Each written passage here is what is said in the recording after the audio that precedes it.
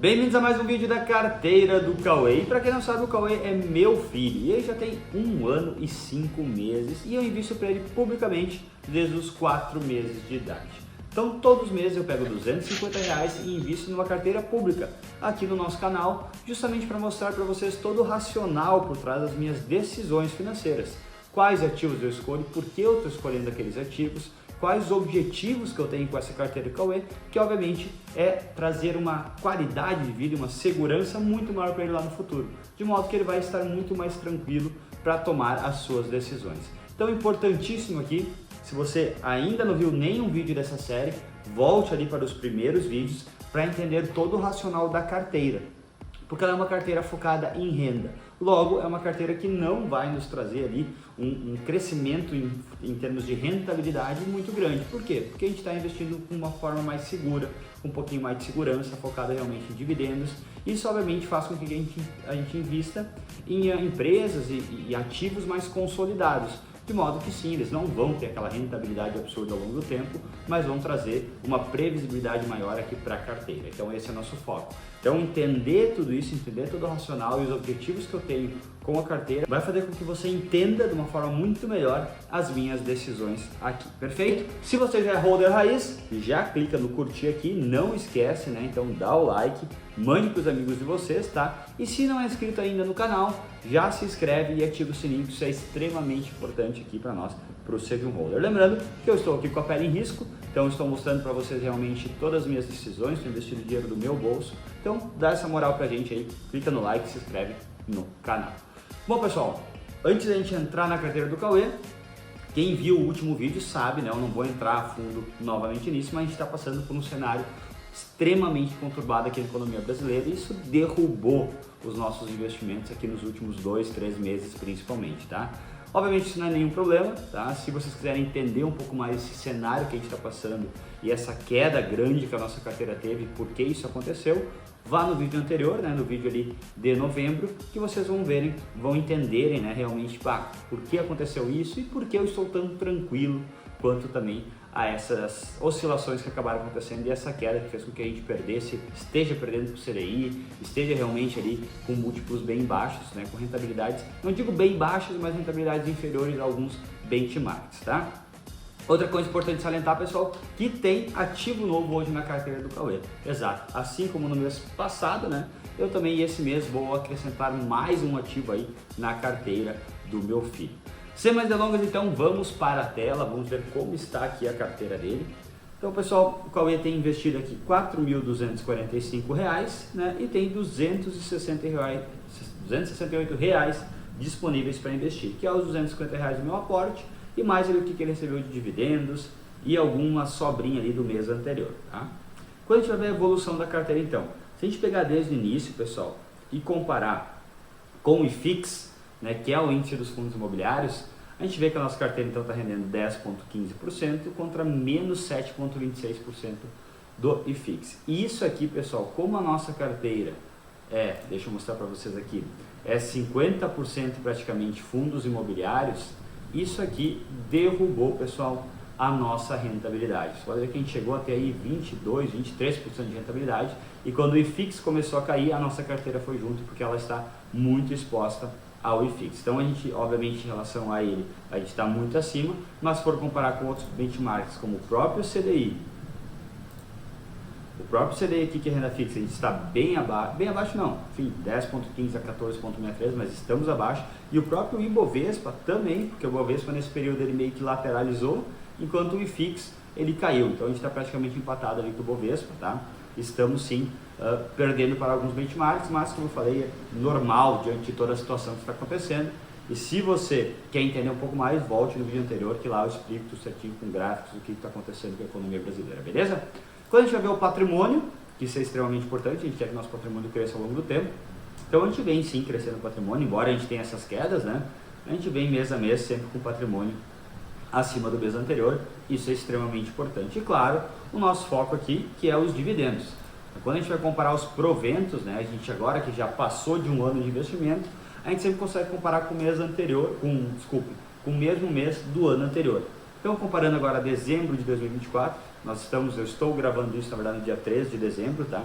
Então a gente já está aí recebendo R$ 12,40, comparado com o mês 12 de 2023, que foi R$ 3,40. Então já estamos recebendo bem mais. Como falei, estou gravando no dia 13 de dezembro, então ainda vai vir alguns dividendos aí, bem provável para receber. Acredito que venha ainda alguma coisa esse mês. Então já estamos tendo uma evolução bem interessante aqui. Beleza? Então a gente coloca no anual, só para ver que em 2024, então, ainda não terminou bem o ano, mas a gente recebeu já uma média de 188, aí, R$190 estão aí de dividendos na carteira do Cauê no ano de 2024. Bom, pessoal, como eu falei, vai ter ativo novo na carteira. Se a gente for ver aqui para a planilha do Cauê, a gente vê que então fundos imobiliários a gente ficou para trás, obviamente, em função dessa queda do IFIX, que foi muito grande, tá? Na parte das ações, então, nós temos em carteira hoje Sanepar, temos Bradesco, temos Kepler e temos Metaleve, que foi a que eu comprei, na verdade, no último mês. E fundos imobiliários nós temos HGR11, que é um fundo de renda urbana, né? XPLG11, que é um fundo de logística, e XPML11, que é um fundo de shopping centers, tá? Então a gente consegue ver aqui, pessoal, a rentabilidade que a gente está tendo com cada ativo, para vocês verem realmente o quanto que os fundos imobiliários impactaram. As ações, então, a gente está tendo uma rentabilidade aqui na Sanepar de 20%, Bradesco menos 16% e Kepler e Leve praticamente empatada ali, que foi as últimas compras que a gente fez. Né? Sanepar, pessoal, a gente investiu lá, foi a primeira que a gente investiu, que estava extremamente barato para ter uma rentabilidade bem interessante, e ali já rendeu, vamos dizer, um juro lá desde o início da carteira. Né? E fundos imobiliários, pessoal, então aqui a gente está com uma rentabilidade bem baixa, né? Menos 5, menos 5, menos 5 também, lembrando que os fundos imobiliários têm uma volatilidade muito menor do que as ações, tá? Então é natural, né, como eu comentei aqui, que essa rentabilidade de menos 5, menos 6% com os proventos dos fundos imobiliários, ela é bem baixa sim, porque a volatilidade deles são bem menor que propriamente as ações. Pô, Kepler a gente está com uma volatilidade, uma rentabilidade de menos 6% quase, mas é uma volatilidade muito maior, então não é lá praticamente um meio a meio, né? Isso logo com a oscilação normal de mercado está mais ou menos empatado, tá? Então qual ativo nós vamos colocar na carteira do Cauê? Eu vou adicionar agora um novo fundo imobiliário, tá? Um fundo imobiliário que eu ainda não tenho em carteira, que é o fundo de lajes corporativas. Eu sempre fui não, mas agora nos últimos anos eu estava meio receoso com essa questão de lajes corporativas, em função também do home office. Em nenhum momento eu achei também que o home office iria ser tudo home office, não ia mais ter lajes, isso não, nunca pensei a esse ponto, mas eu acreditava sim que alguns imóveis, provavelmente algumas regiões, que daqui a pouco não são as melhores regiões ali, poderiam sofrer bastante, então alguns fundos poderiam sofrer bastante, pessoal. E realmente sofreram, tá? Realmente sofreram, só que tem alguns fundos aí que tem excelentes imóveis dentro do portfólio, tá? Então o que eu vendo esse cenário acredito, tá? Que esses fundos que têm bons imóveis, têm locais muito bons, eles vão se recuperar. E tem alguns desses fundos que estão sendo negociados realmente extremamente baratos, né? E que é um fundo imobiliário que eu vou colocar em carteira hoje para o Cauê. Ele é um fundo de lajes corporativas, nos quais os seus imóveis basicamente estão todos ali na Faria Lima ou no entorno da Faria Lima, né, em São Paulo, que é o metro quadrado mais caro do Brasil. Então são imóveis de alta qualidade, são imóveis muito bem localizados, que embora alguns tenham uma vacância assim alta, eu acredito que isso vai logo ser preenchido, em função da qualidade do local e do prédio em si. Então eu vejo esse fundo com uma excelente oportunidade de investimento agora, tá? Que é o fundo PVBI11. Vamos ver agora o fundo PVBI11, vamos ver algumas características do fundo, tá? É um fundo de tijolo, como eu já comentei, focado em lajes corporativas. Eu não vou passar muito pelos números, pessoal, mas a gente vê aqui uma queda bem grande dele, tá? Ele saiu lá de R$ 95, R$ 96 reais, início do ano, e agora está sendo negociado a R$ 70 reais. Então realmente uma queda muito grande. Vou pegar a rentabilidade aqui, deixa eu ver, só desse ano, deixa eu colocar, que ano? Só esse ano então está apresentando uma queda de 25% e para mim é uma excelente oportunidade, tá? É um fundo que não tem praticamente alavancagem, tá? Então ele é um fundo ali extremamente seguro, tem um bom valor em caixa, vem crescendo o patrimônio ao longo do tempo, se vamos pegar os últimos anos aqui, até pela própria valorização dos imóveis, né, pessoal? Os imóveis ali na Faria Lima, naturalmente eles valorizam ano após ano, então vem aumentando seu patrimônio ao longo do tempo, tá? está distribuindo um bom dividend yield nesse momento. E se a gente for ver aqui a questão, então, o relatório do fundo em si, que é onde a gente consegue ver todos os dados da forma melhor, né? Vou passar por algumas questões aqui que são as mais importantes, mas a gente vê, pessoal, que ele está sendo negociado a 0,76 vezes, então realmente extremamente barato, na minha opinião. Tá? Tem um patrimônio líquido de 2,8 milhões, o valor patrimonial da cota justa, vamos dizer assim, seria 104,96, ele está sendo negociado a praticamente R$80, como eu digo, 70 e poucos reais, então realmente muito abaixo do valor patrimonial dele. Tá? O histórico de distribuição, ele teve uma queda aqui, tá? Um yield, então, se for pegar aqui anualizado, né, 8,3% nesse momento.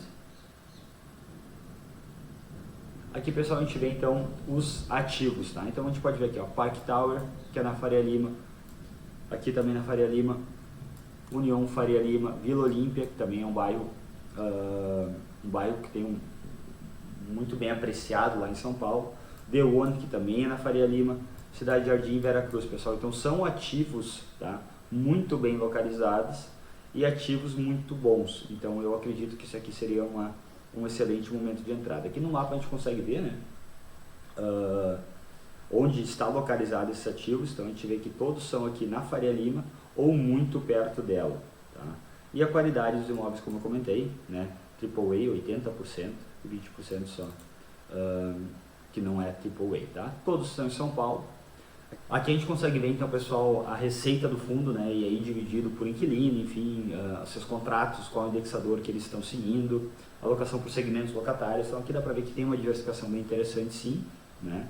Alocação da receita é um indexador, grande parte indexada ao IPCA, 47% e 31% pelo IGPM. Tá? Mês de reajuste dos contratos, tá? Importante aqui, os contratos aqui eles são 79% típicos e 21% renda mínima garantida. Por que é interessante aqui, pessoal, que os contratos sejam típicos, tá? E não atípicos, tá? Só falando desses dois casos. Porque o contrato atípico, ele é mais engessado, né? O inquilino lá, pô, tem um contrato atípico, o contrato é de 10 anos, o inquilino tem que ficar por aquele período. Se ele sair antes, ele tem que pagar o aluguel até o final. Só que não permite algumas outras coisas, como revisional de contrato, né? Por exemplo, o galpão logístico está em certo ambiente lá, tem o reajuste de aluguel que foi ali acordado no contrato, porém a região cresceu muito mais do que realmente o aluguel foi reajustado. Então o fundo ali pode pedir um revisional de contrato dizendo, ó, a região cresceu, então esse aluguel está desproporcional ao crescimento da região. No contrato atípico não tem isso, no típico tem. Então, por esses prédios estarem em um ambiente onde normalmente a região cresce muito mais do que propriamente o IPCA ou o IGPM, é interessante que os contratos sejam sim típicos e não atípicos, porque daí o fundo consegue pedir esse revisional de contrato caso aconteça da região crescer mais do que propriamente o aluguel. Então é interessante que sim, né? É por isso que cada fundo é um fundo, tem alguns fundos que é melhor que os contratos sejam atípicos, alguns setores que sejam melhor, né? Como logística normalmente, mas nesse caso aqui, por ser prédios muito bem localizados, é interessante que os contratos sejam sim típicos, tá? Então mostra aqui da carteira de ativos, mostra do histórico de vacância. Então a gente vê que tem uma vacância assim alta, tá? E isso faz com que a cota do fundo também despenque, não somente pelo momento atual que a gente está vivendo, mas também por essa vacância alta. Só que, como eu comentei, eu acredito que isso vá melhorar aí nos próximos meses, enfim, anos. Então aqui tem alguns projetos, tá? Estratégia de locação, eles falam alguma coisa de projeto, mas eu não vou entrar a fundo nisso aqui. E aqui as receitas, pessoal, a história do fundo, tá? Então é um novo fundo que eu vou colocar na carteira do Cauê. Vamos colocar aqui então PVBI11,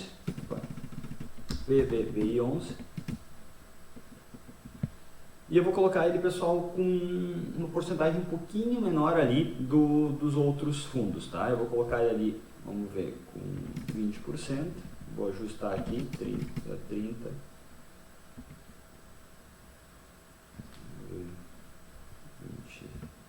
5 não vai dar, vai ter que tirar um pouquinho, 24.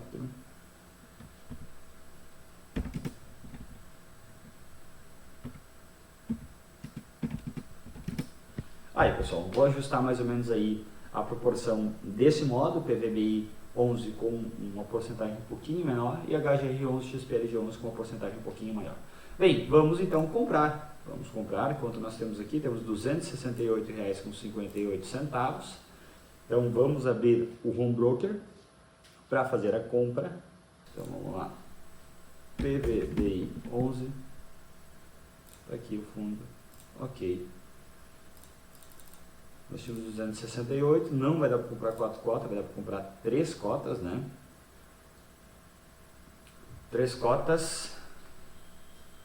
Vai sobrar ali ainda mais ou menos R$50, então vamos comprar 3 aqui, a mercado, colocar assinatura eletrônica. Comprar, ok. Já foi comprado, vamos preencher aqui. 3 cotas, então sobrou mais ou menos R$50, eu não vou conseguir comprar mais nenhum fundo imobiliário com este valor, mas eu vou ver aqui para minhas ações, com R$50 eu consigo comprar uma Metaleve, que é a que está mais para trás, não consigo comprar 2 também, então vamos comprar uma Metaleve, e aí vai me sobrar mais ou menos ali R$23, então já vamos colocar 10 aqui, vamos lá para o Home Broker, Leve 3F, ok. Uma cota, já está assinatura, já está mercado, comprar, ok. Sobrou então mais ou menos R$23, vai dar para comprar, o que ficou para trás aqui? Bradesco, vai dar para comprar 3 Bradesco, será pessoal? Que dá 23,30 mais ou menos. Vamos comprar 3 Bradesco e caso ali fique os centavinhos, eu faço também a transferência desses centavinhos, tá? Mas vai ficar ali mais ou menos no limite, eu até acho que vai dar, tá? Vamos comprar então 3 Bradesco, BBDC 3F, ok, vamos colocar aqui, 68, 3, já está tudo certo, mercado, comprar, ok. Bom pessoal, compras feitas então na carteira do Cauê, adicionamos mais um fundo imobiliário e obviamente não deixamos dinheiro parado na conta, porque dinheiro na conta não rende. Então o que sobrou ali a gente aportou ali nas ações, foi ajeitando para ficar tudo, para ficar o mínimo de valor possível na conta corrente da corretora.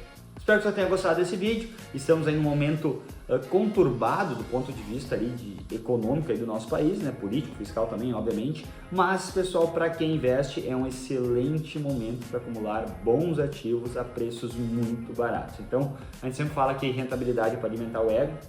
Não é isso que a gente busca aqui, o que a gente está buscando realmente é uma carteira focada em renda, então aumentar nossos dividendos ao longo do tempo, e claro que nosso patrimônio cresça ao longo do tempo, isso vai vir dos aportes, vai vir propriamente da rentabilidade também, mas como eu comento, não precisa se estressar que nesse cenário de queda, onde a nossa rentabilidade vai lá para baixo, daqui a pouco a gente está perdendo para alguns benchmarks, né?